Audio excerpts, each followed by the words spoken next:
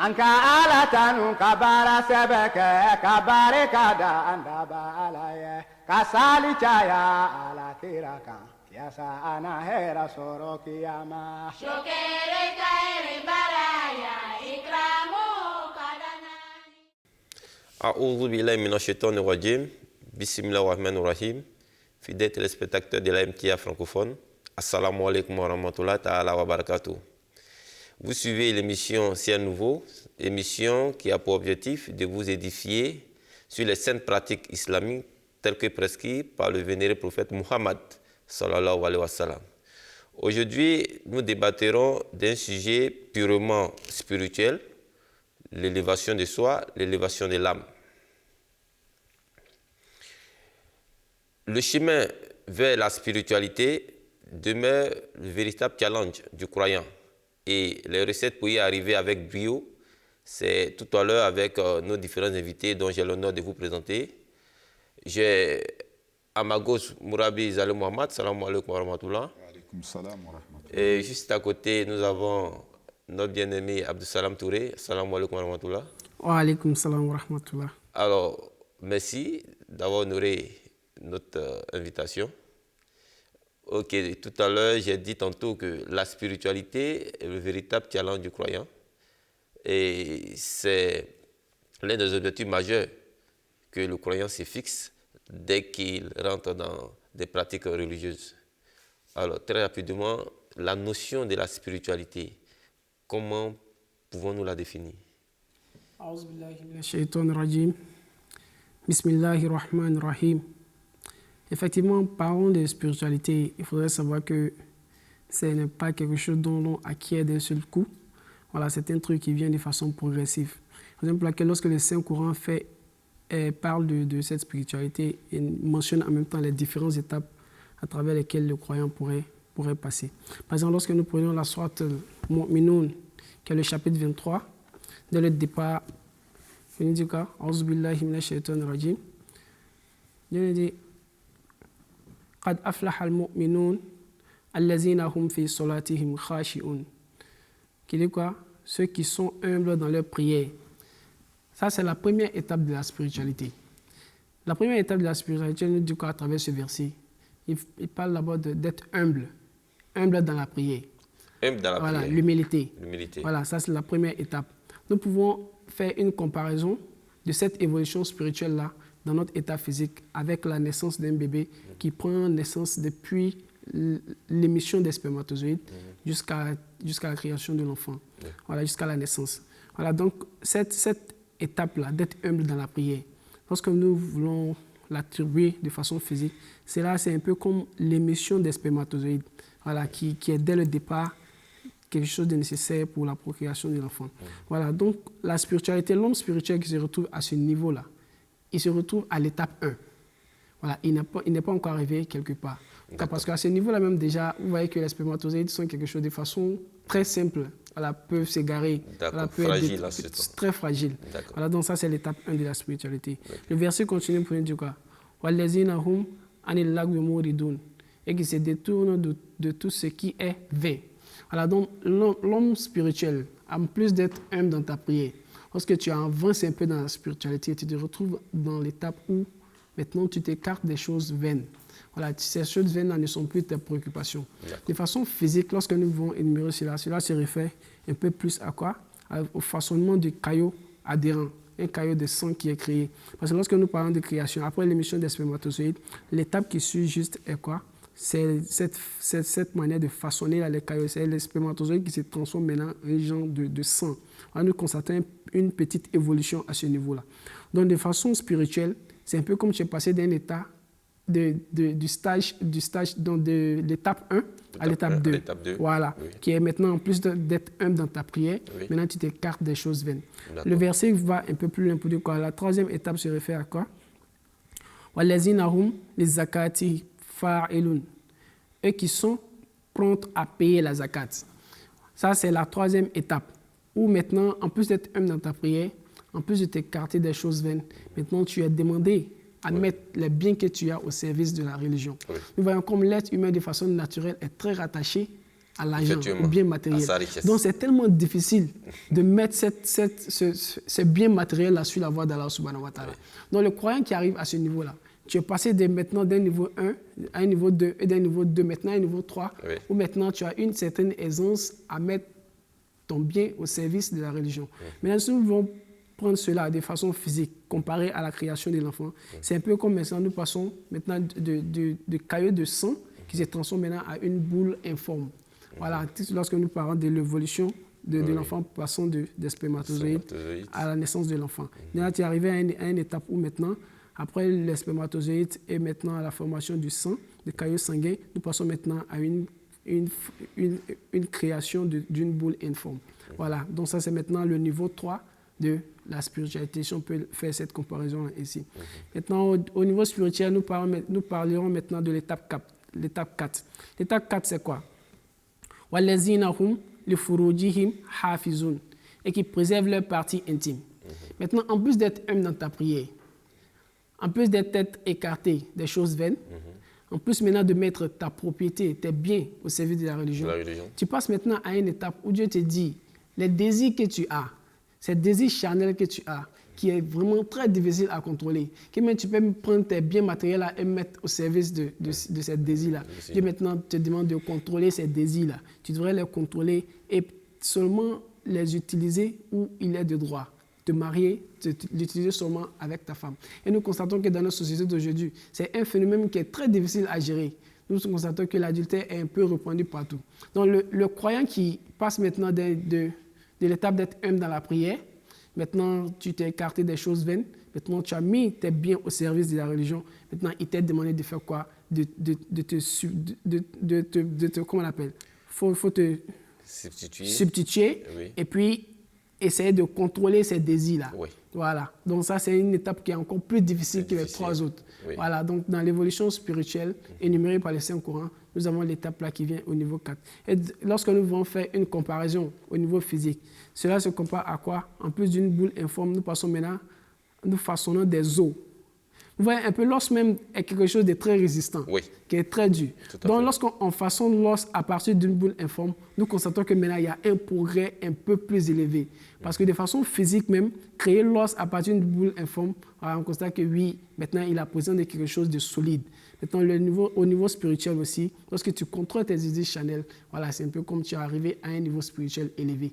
Mais il faudrait toujours savoir que ce niveau spirituel-là n'est pas le dernier niveau. Parce que dans la quête de toutes choses que tu fais, il faudrait faire l'effort pour arriver au niveau le plus élevé. Donc maintenant que tu es arrivé au stage 4, où maintenant tu es capable de contrôler tes désirs charnels, ça ne se limite pas seulement qu'à là. Mais tu veux encore faire l'effort d'arriver au sommet. Et quelle est l'étape qui suit, comme énumérée par le Saint-Courant? C'est de faire quoi? L'étape وَالَّذِينَ هُمْ لِأَمَانَاتِهِمْ وَأَهْدِهِمْ رَاعُونَ, et qui veillent sur les dépôts qui leur sont confiés et sur les engagements. Maintenant, on demande maintenant d'être quoi? D'être sincère, ta sincérité. Voilà, ta sincérité à travers quoi? Les choses qui te sont confiées. Voilà, parce qu'en plus maintenant que tu es humble dans ta prière, oui, c'est bon. Maintenant, tu t'es écarté des choses vaines, oui. Tu as mis maintenant les choses que tu as au service de Dieu, tes matériels. Maintenant, tu t'es contrôlé toi-même. Toutes ces choses-là t'appartenaient. Maintenant, les engagements que les autres te donnent, il faudrait que tu fasses preuve de sincérité. Tu devrais rendre compte de façon, tu devrais être un être assez juste dans tout ce que tu fais. Tu devrais rendre comme il se doit tout ce qui t'est confié. Voilà. Donc ça, c'est l'étape 5 qui est mentionnée dans le Saint-Courant. C'est de faire quoi? De respecter les engagements que tu as envers les autres. Et au niveau physique, nous pouvons le comparer à quoi? En plus de la création maintenant des os, nous avons revêtu les os de chair. Voilà, maintenant nous avons l'apparition physique. Nous verrons maintenant un corps qui a peut-être des pieds, des mains, une tête. Nous savons maintenant que, OK, nous nous rapprochons de la naissance du bébé de façon physique. Ça veut dire quoi? La spiritualité, maintenant, tu es arrivé à un niveau encore plus élevé où tu es encore proche de ton Seigneur. Là, tu sens que maintenant, tu es encore proche de l'objectif que tu veux atteindre, qui est le plus haut niveau. Maintenant, le Coran fait mention de l'étape finale, qui est l'étape 6, qui est quoi? وَالَّذِينَ هُمْ عَلَىٰ صَلَوَاتِهِمْ يُحَافِظُونَ, et qui surveillent leurs prières. Alors, de façon physique, cela se réfère maintenant au développement d'une nouvelle créature qui est maintenant la naissance du bébé. naissance du Nous voyons bébé. qu'à cette étape précise-là, où si tu es arrivé dans ta spiritualité, la prière, l'adoration devient maintenant une partie intégrante de toi. Oui. Voilà, on n'a plus besoin de te dire de prier. Tu constates que maintenant, de façon physique, façon dont tu te nourris, et le corps physique a besoin d'une nourriture physique, Oui. le corps spirituel aussi a besoin d'une nourriture spirituelle. D'accord. Donc l'adoration devient une partie intégrante de toi. Tout le temps, tu as besoin de l'adoration pour pouvoir évoluer dans tout ce que tu fais de façon spirituelle. Donc ça, c'est l'étape, la 6e étape, l'étape finale qui est mentionnée dans le Saint-Coran concernant la spiritualité. D'accord. C'est très édifiant ce que vous venez, n'est-ce pas, de démontrer. Et effectivement, tout croyant aspire, n'est-ce pas, à une élévation spirituelle. Parce que quand on parle de spiritualité, cela est relatif au caractère spirituel, à la nature de l'âme, de l'esprit. Alors, c'est bien beau, puisque là, vous avez cité toutes les étapes, n'est-ce pas, pour une élévation spirituelle, comparée, n'est-ce pas, à la genèse de la formation, par exemple, d'un enfant. Voilà. Vous avez cité, par exemple, le début de l'humilité, ensuite se détourner de tout ce qui est vain, de la vanité, et payer, n'est-ce pas, s'acquitter la zakat, la richesse que Dieu va t'offrir, il faut effectivement le mettre au service de la religion. Ensuite, la chasteté, préserver ses parties intimes. Ensuite, vous avez parlé d'honnêteté, avant d'arriver à la prière et se consacrer entièrement. Alors, on se pose la question aujourd'hui, le croyant qui veut une élévation spirituelle, comment il fait pour y parvenir? Ça demande quand même une volonté, Mourabi Zalou Mohamed. Est-ce qu'aujourd'hui, l'effort personnel est nécessaire pour arriver à toutes ces étapes-là? Merci bien. Vous voyez, les versets qu'il a cités, et puis il a fait la liaison entre la spiritualité et la naissance physique, demande un effort. Oui. Effectivement, ça demande un effort. Et effectivement, tout ce que nous voyons dans ce monde, ou bien tout ce que l'homme désire, ou bien tout ce qui est quelque chose de consistant, ou bien de valeur, cette acquisition demande un effort. Voilà. Donc, même les petites choses que nous voyons dans ce monde, il faut forcément faire un. Parce que de nature, l'homme n'apprécie pas quelque chose qu'il a eu cadeau. Oui. Parce qu'on n'estime pas cette chose-là à sa propre valeur. Oui. Donc, l'effort personnel, bien sûr, est demandé. Mais l'effort personnel ne garantit pas ce succès. Oui. Comme il a cité le verset, toujours il faut faire un effort et toujours cet effort qui a besoin d'un appui. Un hadith du Saint-Prophète qui dit que quand vous faites un effort pour aller vers Dieu à un empas, Dieu vient en vous à longueur d'un bras. À longueur d'un bras. Ok. Et quand vous faites un pas vers Dieu, Dieu vient vers vous en 2 pas. 2 pas. Et quand vous marchez vers Dieu, donc Dieu court vers vous. C'est-à-dire que l'effort que vous faites, Dieu fait cet effort-là, le double, pour que vous ayez une connexion envers lui. Oui. Mais toujours est-il que le premier pas, l'homme doit montrer sa volonté et mettre en exercice toutes ses facultés pour atteindre. Donc quand vous démontrez cette volonté par votre pratique, donc la bénédiction maintenant vient pour vous conduire jusqu'à ce niveau. Donc si vous restez, vous dites que okay, j'ai besoin d'atteindre ce niveau spirituel et que vous croisez les bras et que vous dormez et que vous ne faites aucun effort, donc croyez-moi que vous allez rester longtemps sur votre position. Donc, là, l'effort, mais le Messie premier dans ses écrits dit que cet degré de spiritualité, avoir cette spiritualité, est un trésor que nous devrons atteindre, ce trésor-là, même si c'est au prix de notre vie. Parce que c'est quand vous êtes étant vivant que vous pouvez parler de votre argent, de ma maison, de ceci, cela. Donc, il dit, même si c'est au prix de votre vie, quand vous connaissez la valeur qui est dedans, même si c'est au prix de votre vie, vous devrez tout faire pour avoir ce trésor. C'est un trésor inestimable. Donc, l'effort personnel est demandé et exigé pour ceux qui veulent atteindre cet objectif. Ok, merci. Et là, je reviens vers vous, Mourabi Abdou-Salam Touré. On sait aujourd'hui que pour atteindre toutes ces étapes, ce chemin n'est pas facile. L'âme, effectivement, puisque c'est de ça qu'on parle ici, quand on parle de spiritualité, on fait allusion à l'âme et non le corps charnel. Et l'âme ici, on se pose la question de savoir est-ce qu'il ne sera pas confronté à des difficultés. Est-ce qu'il n'y a pas des étapes que l'âme est contraint, n'est-ce pas, de traverser. Quand on sait que l'homme de nature est prédisposé à vivre dans l'insouciance d'Allah subhanahu wa ta'ala, y a-t-il des étapes à franchir? Y a-t-il des obstacles auxquels l'âme fera face? Oui, effectivement, le Saint-Coran fait mention de 3 états d'âme. Voilà, que 3 états d'âme, ou 3 différents stages, ou 3 différentes étapes que l'âme traverse. Okay? Et ces étapes-là, je peux dire, sont représentées un peu par une manière d'agir dans la société. Voilà, par exemple, lorsque nous prenons par exemple l'exemple de l'état d'âme 1 qui est mentionné, qui est quoi? Nafs Amara. Lorsque quelqu'un a cet état d'âme-là, vous verrez que c'est une personne qui agit sans regret. C'est une personne qui... Nafs Amara, c'est l'âme instigateur du mal. Voilà, l'âme instigateur du mal. C'est cette personne-là qui est animée par cet état d'âme-là. Vous verrez que cette personne a toujours tendance à poser de mauvais actes. Voilà, et il n'a pas de regret à ce niveau. Lui, tout ce qui lui préoccupe, c'est de satisfaire ses désirs charnels. Voilà, c'est lui-même. Voilà, il s'en fout de la conséquence. Voilà, il est livré à ses passions. Ça, c'est l'état d'âme 1 qu'on appelle l'âme instigateur du mal, qui est Nafs Amara. L'état d'âme 2, qui est quoi? Nafs Lawama, qui est quoi? L'âme réprobatrice qui se blâme. Vous verrez que cette personne qui est animée par cet état d'âme-là, après avoir posé de mauvais actes, arrivé à un certain moment, il commence à avoir un peu de regret sur ce qu'il a fait. Il commence maintenant à raisonner, à penser un peu, est-ce que ce que j'ai fait est bon? Voilà, lorsque l'homme arrive à cet état-là, il commence à se blâmer un peu des mauvaises choses qu'il a eu à faire. Voilà, nous parlons de l'état d'âme 2, qui est la wama, l'âme réprobatrice qui se blâme.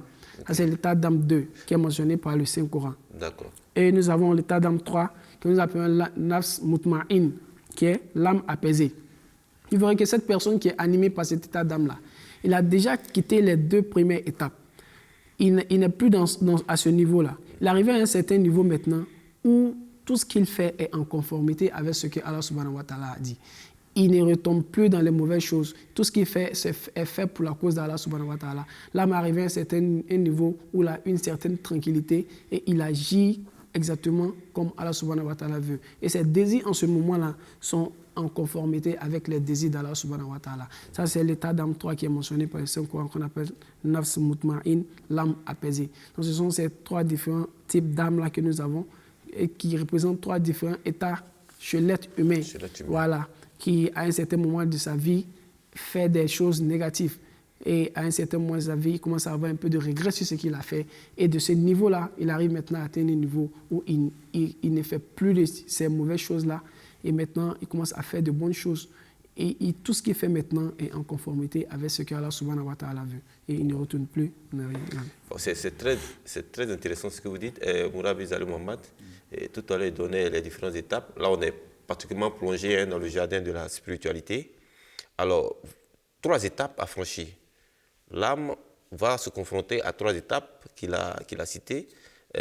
L'âme instigateur du mal, il faut franchir ce stade pour arriver, n'est-ce pas, à l'âme réprobatrice, pour finir, n'est-ce pas, à l'âme apaisée, où effectivement l'homme se retrouve dans une certaine condition de spiritualité. Alors, dans quelles conditions se retrouve l'homme quand il finit de franchir ces 3 étapes? Quelles sont les conditions spirituelles dans lesquelles le croyant se retrouve? D'abord, quand vous traversez toutes ces étapes jusqu'à l'âme apaisée, d'abord, vous êtes en parfaite communion avec Dieu. Oui. Comme il a dit, vous n'avez plus de désir personnel que Dieu manifeste à travers vous. Dieu dit dans le Saint-Coran, Ya ayyatuha nafsul mutma'inna irji'i ila rabbiki radiyatan mardiya. C'est-à-dire que, ô âme apaisée, retourne vers ton Seigneur content de toi et toi satisfait de lui. Donc vous voyez là qu'il y a une communion entre les deux. Le Créateur est satisfait de cette âme et cette âme est satisfaite de son Créateur. Une parfaite complicité. Une parfaite complicité entre les deux. Mais pour arriver là, il faut d'avoir traversé ces 3 étapes, c'est-à-dire que l'âme qui pousse l'homme à ses désirs personnels, et de là avoir des qualités morales. En fait, ce sont des étapes que vous ne pouvez pas faire de coq à l'âne. Vous ne pouvez pas, sauter le premier étape et venir directement au troisième. Donc, c'est toute une procédure. Et quand vous avez atteint le troisième stade, vous vivez cette communion. Ce n'est pas le jour du jugement même. Vous vivez cette communion, vous vivez cette parfaite harmonie étant sur cette terre. Donc, la spiritualité ou bien la communion avec Dieu n'est pas quelque chose qui se vit le jour de l'au-delà. Ça se vit sur cette terre même ici. Donc, une fois que vous atteignez à ce stade, à ce point culminant, donc vous n'avez plus de crainte, vous êtes en parfaite harmonie avec Dieu. D'accord. Vraiment, merci pour, n'est-ce pas, d'avoir étayé, n'est-ce pas, cette partie-là. Parce qu'effectivement, là où on est plongé, particulièrement dans le jardin de la spiritualité, il y a des notions qui nous paraissent un peu plus complexes. Alors j'ai envie comme ça de vous poser la question, comment le croyant peut établir une relation avec son Créateur? Établir une relation spirituelle avec Dieu, le Messie promet alayhi salatu wassalam nous a donné des directives à suivre. Il dit, la première des choses, c'est de se consacrer entièrement à Dieu. Quand on sait que c'est Dieu qui nous a créés, c'est de consacrer entièrement à Dieu en le demandant. Donc, il nous a enseigné cette supplication dans le Saint-Coran, précisément dans la Sourate Al-Fatiha, qui est « Iyaka na'budu wa iyaka nasta'in ».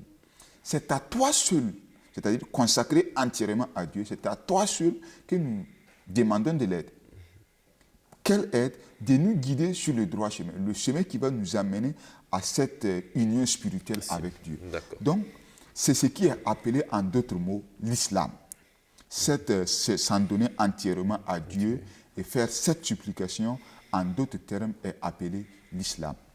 Donc, c'est-à-dire, c'est de se jeter sur cette voie sans arrière-pensée, sans réservation. Donc, c'est à travers ces moyens-là que nous pouvons avoir une relation spirituelle avec Dieu. Mais s'en donner à la moitié et réserver une autre moitié pour autre chose, cela vraiment peut être un obstacle pour avoir une relation spirituelle avec Dieu. Mourabi Abdussalam Touré, il a dit, pour une véritable connexion avec son Créateur, il faut se consacrer entièrement à Allah subhanahu wa ta'ala. Qu'est-ce que vous avez quelque chose à ajouter? Oui, effectivement, je vais ajouter un petit truc à ce que mon frère Zalé vient de dire, comme il vient de le mentionner. C'est quoi? C'est une soumission entière à la volonté d'Allah subhanahu wa ta'ala. De façon naturelle, lorsque tu travailles dans une société, la société a une certaine loi et certains principes. Voilà, et c'est à travers ces principes-là que tu pourras atteindre la confiance de celui qui a mis sa société en place. Et dans la spiritualité aussi, c'est une même chose. Lorsque tu veux arriver au niveau le plus élevé, c'est de suivre les principes qu'Allah subhanahu wa ta'ala a tracés. C'est de quoi? C'est de se soumettre à ces différentes lois-là. Il y a des principes qu'il a établis pour nous, des choses que nous devons faire et des choses à laisser. Et lorsque l'homme arrive à suivre ces pas-là comme il le faut, en suivant ce qu'il nous demande de faire et en s'écartant de ce qu'il nous demande de laisser, c'est de cette manière-là que l'homme arrive à se rapprocher beaucoup plus de son Seigneur. D'accord, merci. Quelles sont les qualités que l'on peut retrouver chez un homme spirituel? Aujourd'hui, on se pose la question de savoir, on a des religieux, et on a toute une panoplie de personnes qui se disent spirituelles, qui se disent religieux. Alors, pour le profane, comment peut-il distinguer un spirituel de quelqu'un qui ne l'est pas ou d'un homme purement qui se consacre entièrement à son Créateur? Y a-t-il des signes distinctifs? Oui, effectivement, un homme spirituel n'a pas besoin même de mentionner qu'il est spirituel, mais à travers le comportement qu'il exerce dans la société, nous nous rendons compte que oui, c'est un homme qui est beaucoup proche d'Allah subhanahu wa ta'ala. Dans la manière dont le Saint-Coran même a fait mention des différentes étapes, quelqu'un qui se retrouve dans ces conditions-là n'a pas besoin de te dire que ok, je suis spirituel pour que tu le saches. Quelqu'un qui se fera appeler spirituel par le nom, son comportement va le prouver prouvera que c'est le contraire. Voilà, parce que lorsque tu es spirituel, tu dois avoir certaines qualités qui montrent que tu es vraiment en relation avec Dieu. Voilà, le Messie promis, alayhi salatu wa salam, a écrit un livre qu'il appelle Alamatul Mukarrabin, dans lequel il a fait mention d'environ 52 signes que nous pouvons retrouver chez un homme qui est spirituel. Nous allons essayer de mentionner juste quelques-uns. Et par exemple, il dit que l'homme spirituel est quelqu'un que sa conversation est toujours basée sur des faits réels. Voilà, dans sa conversation, tu ne trouveras pas qu'il est basé sur des à peu près, mais il a toujours une certitude de ce qu'il dit. Il a toujours des preuves à l'appui. Voilà. Il parle avec certitude. Il parle avec certitude. Tout ce qu'il dit est quelque chose qui est basé et qui est vraiment clair. Voilà, qui est vraiment logique. Il ne verra pas qu'il va avec des à peu près. Oui. Voilà, un homme spirituel ne se retrouve pas dans ces conditions-là, mais il parle toujours avec certitude. Vous trouvez aussi que quoi? C'est quelqu'un qui ne se base pas sur des rumeurs.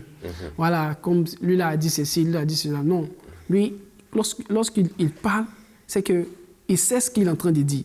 Voilà, il n'écoute pas à partir de quelqu'un, comme nous le disons dans notre société, les on-dit. Non, lui, il ne se base pas sur les on-dit. Mais c'est quelqu'un, lorsqu'il est en train de mettre ou bien de faire une action, c'est qu'il a une certitude de cela. Il sait ce qu'il est en train de faire. Voilà, et aussi, on retrouve aussi chez un homme spirituel, c'est qu'il ne se focalise pas sur les biens matériels. Par exemple, nous constatons qu'il y a certains aujourd'hui qui lorsqu'ils ont des biens, ils pensent qu'ils ont tout dans ce monde-là. Ils s'écartent du chemin d'Allah subhanahu wa ta'ala. Ils oublient même qu'il y a un créateur. Mais l'homme spirituel, c'est quoi? C'est celui qui marie tous ces biens-là. Même si Dieu lui a fait honneur d'avoir tous ces biens, d'avoir beaucoup d'enfants, vous ne retrouvez pas que ce dernier-là se focalise sur tout cela. Pourquoi? Il s'est dit quoi? Il s'est dit qu'il y a un être suprême, un être supérieur, qui est au contrôle de tous ces biens-là, les biens là d'un jour ou d'une autre, ça peut s'égarer. Vous n'avez pas cette connaissance-là. Donc, si vous mettez votre confiance, vous placez votre confiance en ces biens-là, si ces biens-là ne sont pas là, vous allez tout simplement vous égarer. Mais l'homme spirituel est celui qui ne se base pas sur cela. La seule chose qu'il a en tête, c'est Allah subhanahu wa ta'ala. Et tout ce qui se passe dans sa vie, il ne met pas cette cause-là sur quelqu'un d'autre, mais il se tourne vers ce Seigneur, car il sait que ce Seigneur-là a la solution à tous ses problèmes. Voilà, il donne préférence au bien-être des autres. Vous verrez que l'homme spirituel, il se soucie un peu de tout ce qui est à côté de lui. De tout ce qui est à côté des personnes qui ont besoin d'aide. Oui. Voilà, il se rend serviable. Il sert la société. Oui. Voilà, ce dernier-là ne s'assoit pas dans sa maison et puis assez confortable et puis s'en fout des autres. Se fait servir. Se fait servir. Voilà, ce n'est pas de ça qu'il s'agit. Porter des gros boubous, peut-être s'asseoir quelque part et puis te dire que non, tu es un homme spirituel. Non, il faut te mettre au service des autres. Voilà, c'est de ce qu'il s'agit. Donc, ce sont ces différentes qualités que nous retrouverons chez un homme spirituel. Voilà. Donc, nous allons tout simplement faire mentionner quelques-uns. Il y en a beaucoup d'autres qui sont mentionnés dans le livre du Messie promis. Et parce que ce sont des signes qui parlent d'eux-mêmes. Hein. Parler avec certitude, s'abstenir des rumeurs, se passer, n'est-ce pas, des biens matériels et être au service de la société sont, n'est-ce pas, des signes qui distingueraient, qui vont distinguer, n'est-ce pas, un homme religieux, un spirituel de quelqu'un qui ne l'est pas. Vous allez me mettre votre mot de fin? Un mot de fin est que le Messie promis alayhi salatu wa salam nous a tous conseillé. Dieu est un trésor qui mérite même au prix de notre vie.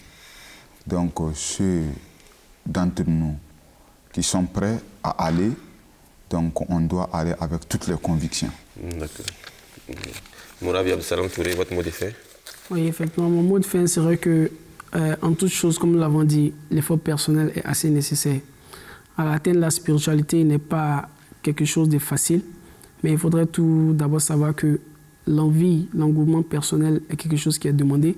Donc il faudrait tout se mettre en jambe pour pouvoir atteindre ce niveau-là. Tout d'abord faire des efforts personnels à notre niveau, afin qu'Allah subhanahu wa ta'ala puisse combler le vide qui reste. Merci infiniment pour toutes ces précisions. Fidèles téléspectateurs de la MTA francophone, c'est sur ce mot de Mourabi Abdou-Salam Touré que nous allons nous quitter. Mais retenez avant que le chemin vers la spiritualité est parsemé d'embûches. Et les moyens pour y arriver sont multiples. Car l'homme, de par sa nature, est dispersé, distrait et fasciné par les choses modernes. Le djihad nafsi, l'effort personnel, l'effort sur ses passions, reste l'une des meilleures méthodes pour pallier à cela. Puisse Allah raffermir notre foi et nous maintenir dans la bonne direction. Assalamu alaikum wa rahmatullahi ta'ala wa barakatuh.